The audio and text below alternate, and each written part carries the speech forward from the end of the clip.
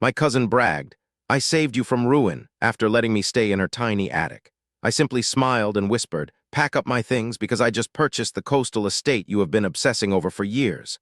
I was 36 years old when I moved into my cousin Lena's attic. At the time, that felt like the most humiliating thing that had ever happened to me. I had spent my entire adult life trying not to need help from anyone. I had worked since I was 16. I had paid my own bills, fixed my own cars, and handled my own messes.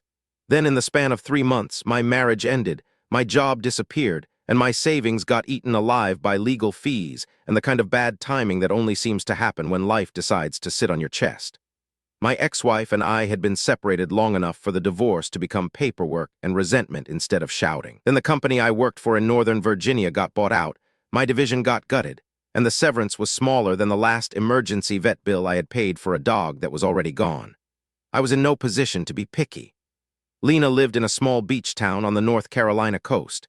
She had a 2-bedroom house, a suspiciously perfect lawn, and an attitude that made every conversation feel like she was handing you something you did not deserve. She also had an attic she called finished storage. It was not finished. It was barely a room. It had a narrow bed, one small window, exposed rafters, and a fan that clicked like it was trying to escape.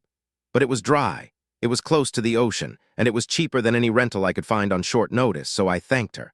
I swallowed my pride, and I moved in. At first, I told myself it would be temporary, 2 months, maybe 3, long enough to find another job. Long enough to get my head back on straight, long enough to stop feeling like every decision I had made in the last 10 years had somehow landed me in a storage room above my cousin's garage. Lena made sure I never forgot what a favor she was doing me. She said it in polite words, but the message was always the same. I was lucky she had room. I was lucky she did not charge market rent. I was lucky she had let me use her washer and dryer. I was lucky she did not mind me eating in the kitchen when she was out. I was lucky she had saved me from ruin, which was her favorite phrase, and one she used so often, that it started to feel rehearsed. At first, I bit my tongue because I needed the place. That was the truth. She knew it, too. Lena had always been like this. Growing up, she was the kind of person who remembered every favor and forgot every kindness that did not benefit her. She had a way of turning generosity into a performance. If she gave you a ride, you heard about it for months. If she bought coffee, she acted like she had funded your education. If she watched your dog for an afternoon, she later described it like she had run a rescue shelter. I had not seen her much after college. Different states, different lives, different disasters. When my marriage started cracking, she called me more often. When the layoff happened, she called even more. By the time I arrived at her house with 2 suitcases, a box of books, and a duffel full of old work clothes, she had already built a story in her head. I was the uncleared mess she had heroically stepped in to rescue, and she loved that story. The first few weeks were miserable in small, specific ways. I had to time my showers around her work schedule. I kept my clothes in plastic bins because the attic was damp enough that I did not trust the air. I learned not to leave my shoes on the floor because the downstairs heat never reached the attic well and the wood got cold and a little warped. I ate a lot of sandwich dinners standing over the sink. I made coffee in silence because Lena hated the sound of the grinder before 8 in the morning. I answered job applications on my laptop with one hand while trying not to hit my head on the sloped ceiling with the other. Still, I kept telling myself that people got through worse. And in some ways, staying with Lena gave me the room to think. I had time to sort through the wreckage of my life without panicking over the next utility bill. I could look for work properly instead of grabbing the first miserable thing that came along. I started keeping notes on everything because I had learned, the hard way, that memory gets slippery when you are stressed. At first, the notes were about job applications and interview dates. Then they became a habit. I wrote down rent payments, dates, amounts, bank transfers, and things Lena said that seemed too pointed to ignore. I did not do that because I was suspicious yet. I did it because I was embarrassed enough to want evidence of my own life. That ended up mattering more than I could have guessed. Lena worked in real estate administration for a small local property group. She was not an agent, but she talked like one. She knew who owned what, who was behind on taxes, which old properties were ripe, and which neighborhoods were going to be the next big thing once the tourists finally realized they had discovered them. Every dinner conversation seemed to circle back to houses, land, and money.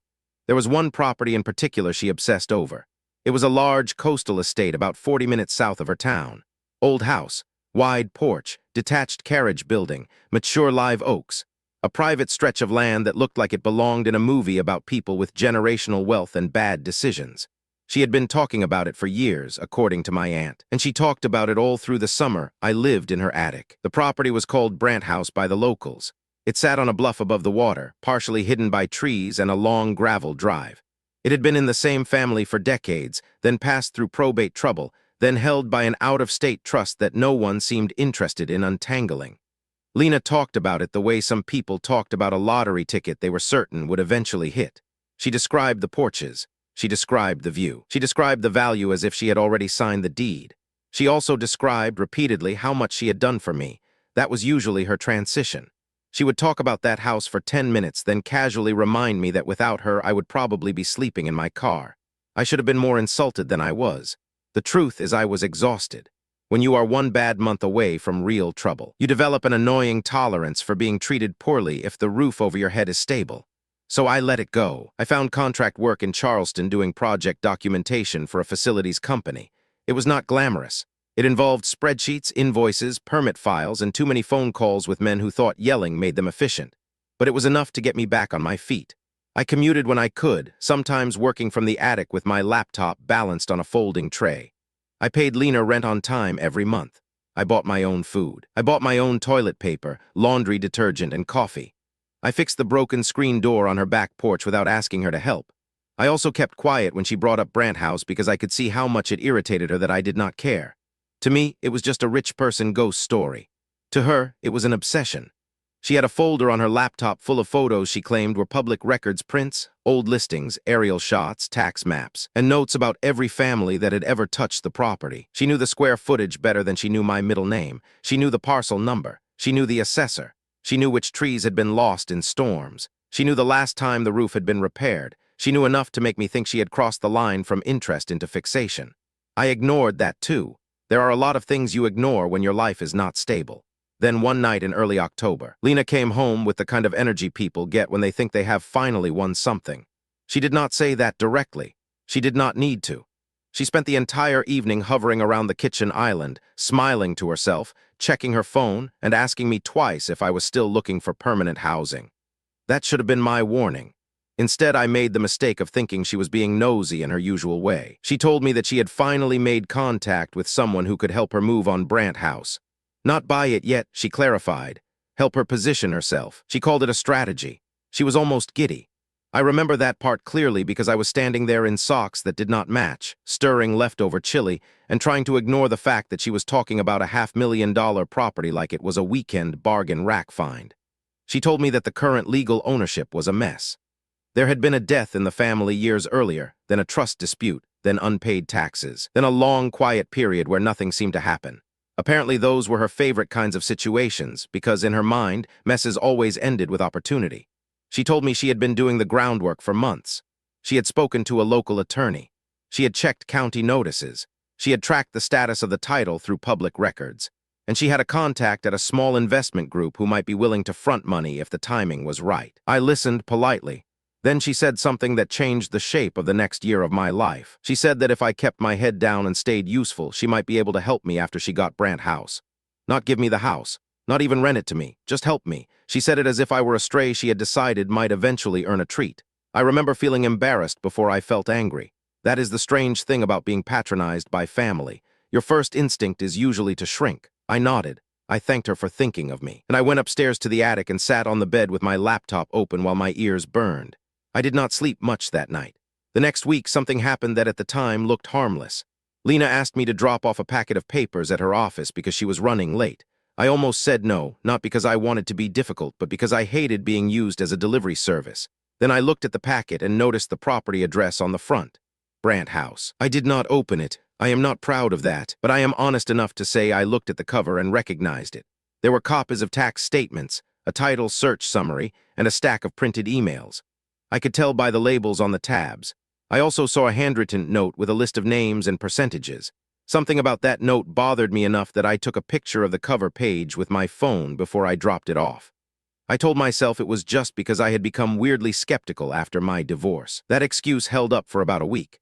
Then Lena started talking about a new co-investor, a man named Darren who apparently knew the right people and understood the kind of pre-close leverage that could make a deal happen faster. I met him twice. He was loud, impatient, and wore expensive shoes with cheap confidence. He liked to slap the table when he talked. He had the kind of tan that comes from golf and not actual labor. He also looked at me like I was temporary furniture. Lena acted impressed by him in the way some people do when they have convinced themselves that admiration is the same thing as caution. I did not trust him. I could not have explained why at the time. He just felt oily. A few days later, I got my answer. I had gone into the county records office in Beaufort on my lunch break because I needed a copy of a permit for work. And while I was there, I remembered the picture I had taken of the Brandt house packet. I knew enough about property records to be dangerous and not enough to be useful, but I had spent years in documentation work and had a decent sense for how things were filed. I looked up the parcel. It took me longer than it should have, partly because the public terminal was slow, and partly because my stomach was nodding for no reason I wanted to admit. What I found did not match Lena's story, not even close. The property was not about to be privately acquired through a friendly investor agreement. It had already been scheduled for a tax foreclosure sale. That part alone was bad enough. But then I saw another layer. The trust that owned the estate had dissolved years earlier. The property had been transferred into the name of a limited liability company tied to the trust attorney. Then that company had missed payments. Then the county had posted notices. Then the same notices had been refiled because someone had requested extensions. And then, buried in the public documentation, I saw a name connected to a repair invoice and a preservation lien that made my hands go cold. Lena's name, not as the owner, as an interested party. More than that, her business email had been used in correspondence about maintenance access. That should have been impossible unless she had been contacting people on the record. I printed everything I could legally print. I took notes. I went back to the attic that night acting normal enough that Lena did not suspect anything. She was already wound up. She told me that the property was almost ready. She said the investor group was serious now. She said she might have a chance to acquire the estate before the year ended. Then she looked me up and down and told me almost casually that once she had a proper home, she would need the attic cleared out within a month or two. That was the first time I realized she had been treating my housing like a countdown clock, not a favor. A temporary inconvenience. I sat there in the attic and smiled like I did not care. Inside, I was doing math. That night I called a friend from my old job, a guy named Alan who had moved into commercial real estate consulting after our division collapsed. We had stayed in touch mostly through occasional messages and the kind of annual catch-up calls where nobody wants to admit how hard life has been. I asked him a few careful questions without naming Lena. I told him I was looking at a property matter involving a family member and wanted to know what kind of financing or investor structure usually stood behind a foreclosure purchase on the coast. He gave me a long, blunt answer. Then he asked me why I sounded like I was trying not to get scammed. I did not answer that directly. I asked instead whether he knew a title attorney in North Carolina who was serious and not theatrical. He did. He gave me a referral. That was the beginning of the part of this story that saved me. I did not do anything dramatic. I did not confront Lena. I did not threaten her. I did what I have always done when something looks wrong but the pieces are still moving. I collected information. I got a copy of every public filing tied to Brandt House that I could legally access.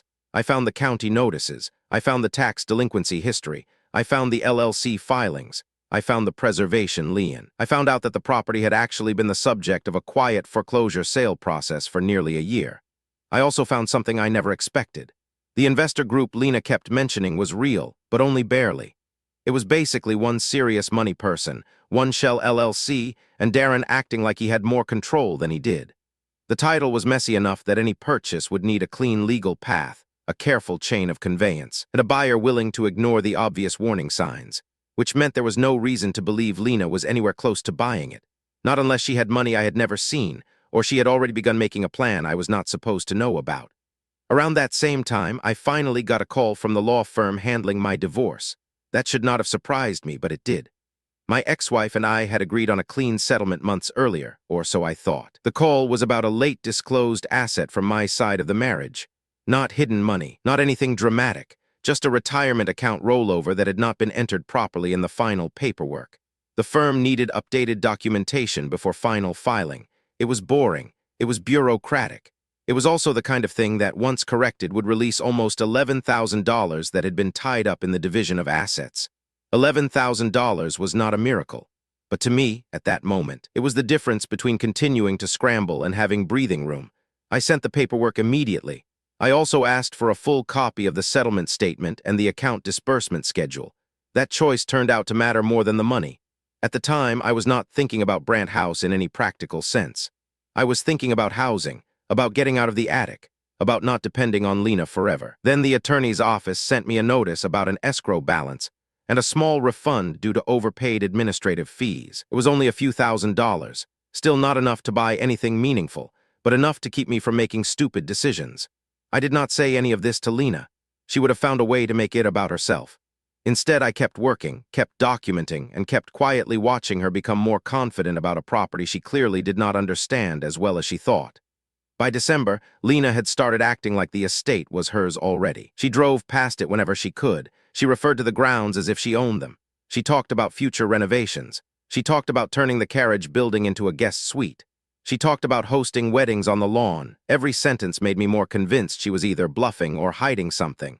Then she made a mistake. She left her laptop open one evening while she ran downstairs to take a call. I was not snooping. I was borrowing the space at the little desk under the attic window, and the screen kept lighting up. A notification came through from her email. I should have looked away. Instead, I saw the subject line and then the first line of the preview. It was from a local attorney. It referenced a buyer contingency, a closing delay, and one ugly sentence that made my stomach turn. It said that the source of Lena's funding was being questioned because the pledged capital did not match the purchase contract. I did not open the email. I did not need to. I had enough. I took photos of the screen. Then I waited. Waiting was hard. I had to keep acting like the same quiet cousin sleeping in the attic and trying not to overstay his welcome. That winter was full of small humiliations that would have been unbearable if I had not started preparing emotionally for something bigger.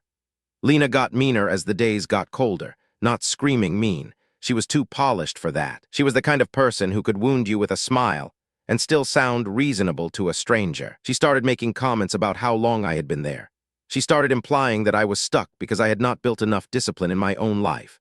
She told family members that she had taken me in during my lowest point, which was true, but she said it with a self-satisfaction that made it sound like I owed her my future. When my aunt asked if I was doing better, Lena answered for me. When my uncle mentioned the possibility of me getting my own place, Lena laughed and said the rental market was brutal and that I should be grateful someone cared enough to keep me off the street. The worst part was that to outsiders, she sounded generous.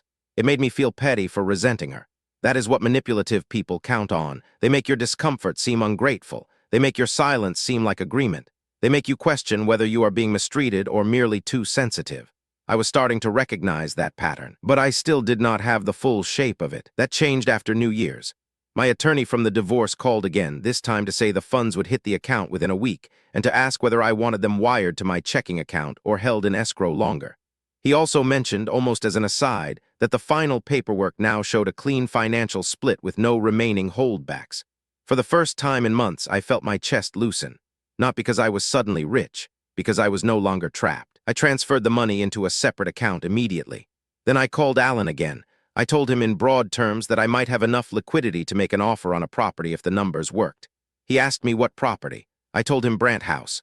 There was a pause long enough that I knew he was already mentally doing the same thing I had done. Then he told me something simple. If I was serious, I needed a real title review, a foreclosure lawyer, and the ability to close fast. He also said something that stuck with me. He said that people who brag about saving someone usually hate it when the saved person gets options. I laughed because it was true and because it was the kind of comment that sounds obvious only after it has already happened to you. The next week, I met with the title attorney in Wilmington. Her name was Meredith, and she was exactly the kind of lawyer I wanted. She spoke plainly. She did not romanticize anything. She looked at the records I had gathered and confirmed that the estate had several flaws in its chain of ownership. The county foreclosure sale was real, but the property still had a narrow window for redemption and a cluster of liens that would need to be resolved. There were also unresolved issues tied to the former family trust and a preservation covenant that had been ignored for years. Lena's supposed investor group would not be able to wave those problems away. Meredith explained that the whole thing was unlikely to turn into a simple private closing. If a buyer wanted it clean, they would need patience, cash, and a willingness to absorb some ugly paperwork. I asked her whether a legitimate purchase was possible. She said yes. I asked what it would take. She gave me a number that made my throat tighten, but not because it was impossible, because it was close enough to possible that I could actually picture it. It was more than I had ever thought I could handle on my own. But it was within range if I used the divorce funds, the refund, and a small amount of reserve I had been saving without telling anyone. I did not agree on the spot. I told her I needed a day. I went home and sat in the attic staring at the ceiling beams. I thought about Lena's voice. I thought about her favorite phrase. I thought about the way she had described my life as rescued when what she really meant was controlled. I also thought about the property itself. I had only seen it from the road and through county photos, but I had gone over the filings enough to know it was not just a rich person fantasy. It was real land, real history, a real house that had been left to decay because too many people assumed someone else would eventually take care of it. I slept on it. The next morning, I told Meredith to proceed with due diligence. I did not tell Lena a thing, not yet. Over the next 6 weeks, my life became two parallel versions of itself. In one version, I kept going to work, paying rent, eating in the kitchen, and pretending not to notice Lena's increasingly smug behavior.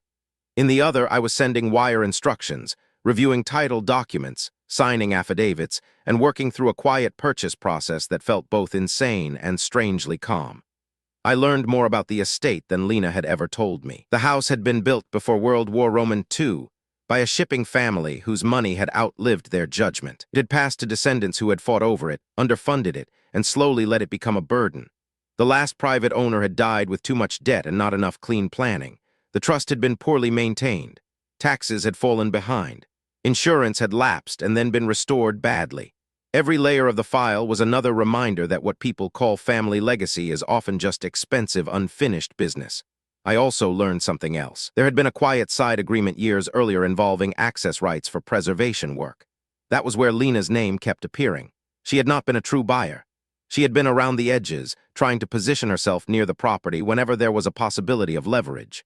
Her name showed up in emails as a contact because she had volunteered to coordinate showings when the house was still under a different status. She had been circling it for years, hoping that one day the mess would become an opening, and in a way she had been right. It had become an opening, just not for her. When the attorney called to say the final title issue was resolved and the purchase could close, I felt something I had not felt since before my marriage fell apart. Not excitement, not triumph, relief, pure relief. I signed the papers in a Wilmington office on a Friday morning with coffee gone cold beside me and a hand that shook only a little.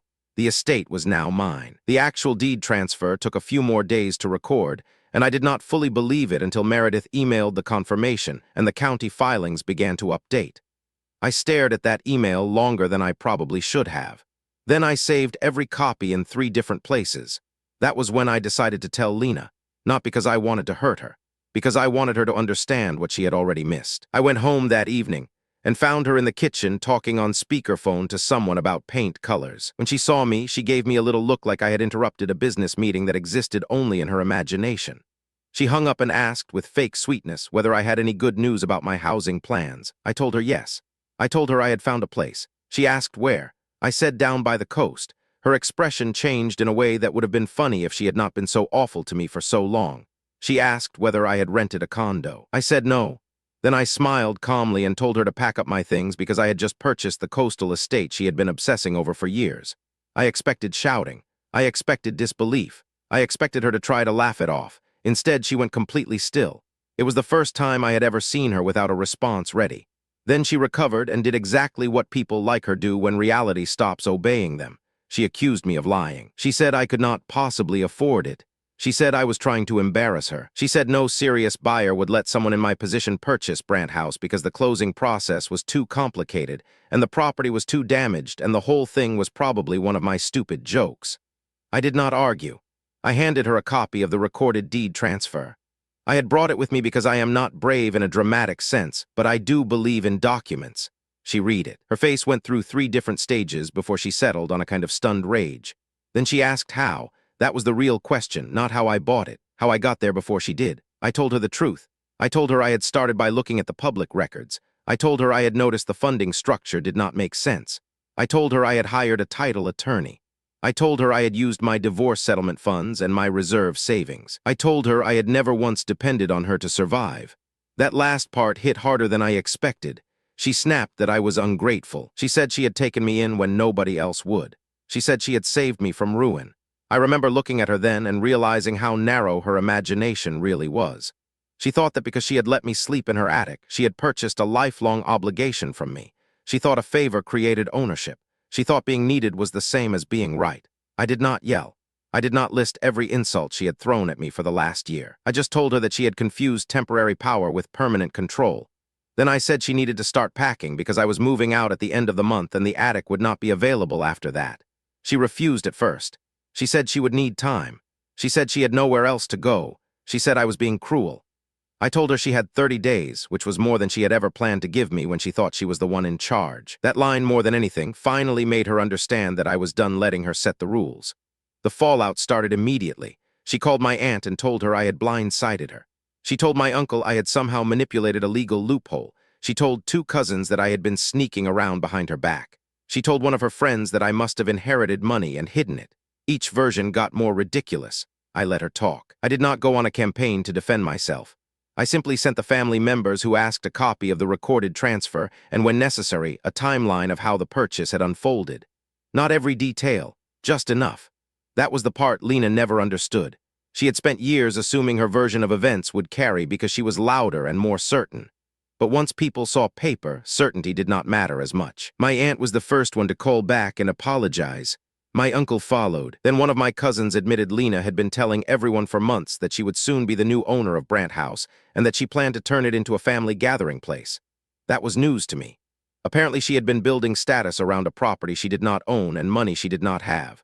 Once the truth came out, the story changed shape fast. Darren, the loud investor, had never actually committed the funds Lena had been boasting about. He had been stringing her along because he liked the attention and probably enjoyed pretending to be more important than he was. When the title issues got real, he backed away. Not in a dramatic way. In the boring, cowardly way people back away when signatures are required. Lena had kept that from everyone. She also had a small personal loan attached to a line of credit she had not mentioned. It had been taken out against a different property, not hers, and she had been hoping the Brandt House deal would solve the pressure she was under. I found out about that because the lender's notice came to the house a week after I showed her the deed. She tried to hide the envelope. I saw it anyway, and now I understood why her mood had been getting sharper. The timing suddenly made sense. She had been squeezed. She had been betting on a bigger asset to make her look brilliant and solvent. Instead, she had found out that the attic tenant she liked humiliating had bought the prize she wanted most. I did not feel good about her debt. I did not celebrate it, but I also stopped feeling sorry for her. There is a limit to how much sympathy you owe someone who uses your vulnerability like a prop. The move out was ugly in small, ordinary ways. She dragged her feet. She complained about boxes. She suddenly developed opinions about what counted as my property. She claimed some of my things were taking up too much room in common areas. She acted as if the attic had been her charity project, and I was somehow abandoning her by leaving. I kept everything documented. I took photos of my belongings as I packed them. I dated the boxes. I made a simple inventory list because I wanted no dispute later. That turned out to be useful when one of my tool bags and a box of kitchen supplies seemed to vanish for 2 days. When I asked about them, Lena said she assumed I had moved them already. I found the items behind a storage cabinet in the garage. That might have been a mistake. It might have been carelessness. But at that point, I no longer trusted carelessness. I had seen enough to know that people who resent losing control will sometimes get sloppy in the middle of their anger. By the end of the month, I had signed a short lease in a temporary apartment closer to the coast and arranged the first phase of repairs on Brandt House. Not renovations, repairs. The house had been neglected, but it was structurally sound enough to stabilize. I had a contractor inspect the roof, the porch supports, the plumbing, and the electrical panel. I also hired a local property manager for the transition, because I was not stupid enough to think I could immediately live in a historic estate while working full-time and untangling its history. I moved slowly. I cleaned up the title issues. I made a written list of what needed to be done. I set aside money for taxes, insurance, and emergency repairs. I did not buy new furniture. I did not make grand plans. I simply made the place safe. That, more than anything, frustrated Lena. She had expected some flashy victory lap. She wanted me to either fail visibly or become flashy enough that she could complain about my success. Instead, I did what responsible adults do when they finally get an opportunity. I handled it. The estate became a strange kind of anchor for me. I would drive out there after work some evenings and sit on the porch with a notebook while contractors made estimates and gulls screamed over the water. There was a smell to the place I still cannot describe properly. Salt, old wood, wet earth, and history that had gone stale but not dead. The more I worked on it, the more I understood why people became obsessed with old coastal houses. It was not just the beauty. It was the illusion that if you could save the structure, you might also save something inside yourself. That was a foolish thought in some ways. Still, I had lost so much by then that I was willing to be sentimental about a porch. Meanwhile, Lena's life did not collapse in some dramatic movie way. It became worse in more believable ways. She had to borrow from family. She had to explain why the property she had talked about for years was not going to happen. She had to admit that her business projections had been built on wishful thinking and loose ends. Her house felt smaller once I was gone. That was what my aunt told me later. Not because the attic mattered physically, because without me there to perform gratitude, Lena had no audience for her rescuer routine. She kept acting wounded for a while, then angry, then embarrassed, then both. She tried once to patch things with me by sending a long text about family loyalty. I did not respond right away. I waited a day and then replied with one sentence about how loyalty is not the same as ownership and that I was happy to keep things civil if she could do the same. She never answered that. Months passed. The estate slowly changed. Fresh paint where it mattered. Repaired windows, a restored front porch rail. The contractor found old newspaper scraps behind a wall during one repair, which felt weirdly fitting. The title insurance cleared. The county records updated. The place became less of a rumor and more of a responsibility. When relatives visited later, they were not asking whether I had somehow conned my way into the purchase. They were asking whether I planned to keep it in the family, whether I would rent it out, whether I might host Thanksgiving there someday. People who had barely cared about the property before suddenly had opinions. I listened politely. I did not promise anything. That old habit of mine, the one where I keep records and stay calm, saved me more than once during those months. When the first tax bill arrived, I had already reserved the funds. When the insurance company requested updated structural documentation, I had it. When the county needed a permit history review, I had copies. When the contractor changed a scope item and tried to bill for extra labor, I had the original agreement and the photos. That is not dramatic. That is just life working the way it should when somebody is organized enough to keep from being bullied by paper chaos. The biggest irony is that Lena had actually taught me how to be ready, not intentionally, but because living with her made me so uncomfortable that I started documenting everything out of self-defense. Without those notes, I probably would have missed the funding mismatch. Without the public records dive, I would have assumed the property was far out of reach. Without the title attorney, I would have walked into a legal mess and probably paid too much for a headache. Without the divorce settlement timing, I would not have had the cash. It did not feel like luck. It felt like surviving one humiliating thing after another long enough to see the pattern. About 6 months after I moved out, Lena tried one final time to rewrite the story. At a family cookout, she mentioned, in front of everybody, that I never would have gotten my life together if she had not taken me in during my crisis. The old version of me would have smiled and let it pass. This time I calmly told the truth. I said she had let me stay in her attic for rent. I said I had paid her on time. I said I had taken care of my own living expenses. I said I had purchased Brant House through my own funds and my own legal work. I said she had helped me with a roof, and I was grateful for that. Then I said that had never entitled her to my life. Nobody argued with me. That was the quietest the whole yard had been all afternoon. Lena stood there with her paper plate in her hand and looked like she wanted the ground to open up. Nobody laughed. Nobody yelled. People just went back to their food after a long moment because the truth does that sometimes. It does not need to be dramatic. It just needs to be said clearly. After that, her behavior changed. Not all at once. She was too proud for that, but she became more careful, less performative, less eager to use me as an example of her generosity. We are not close now. We probably never will be again. That is fine with me. I have no interest in punishing her. I just no longer let her define what happened. Brant House still belongs to me. I spend weekends there when work allows. I have not turned it into the kind of fantasy estate Lena talked about. I kept it simple. I restored the rooms that mattered. I fixed the systems. I let the place breathe. A local woman named June, who manages historic property upkeep for several homes on the coast, helps me keep an eye on things when I am not there. She is the kind of practical person who notices loose shingles and bad drainage before they become expensive disasters. The first time I walked the property after the major repairs were done, I stood on the back lawn and looked out over the water and felt something I had not felt in a long time. Not victory exactly, more like steadiness. The house was never just about the house. It was about what happens when somebody assumes they have already sorted your fate for you. It was about being underestimated so consistently that you begin to think maybe they are right. It was about learning, slowly and painfully, that calm is not weakness when it is paired with preparation. Lena once thought she had saved me from ruin. What she actually did was give me the space to notice what she was doing, gather the proof, and build a life she could not reach. That is the part I think about most now. Not the money, not the estate, not even the ugly conversations. Just the fact that I sat in her attic for months while she bragged about rescuing me, and all the while I was quietly building the one thing she never expected. An exit. And then when the time came, I used facts instead of rage. That mattered more than any revenge story ever could, because she is still there in the house where I once slept under rafters. And I am here, on the coast in a home I own, with the title in my name and the records to prove it. That may not sound dramatic enough for people who want some giant blow-up. But in real life, the strongest thing you can sometimes do is smile, stay calm, and let the paperwork tell the truth.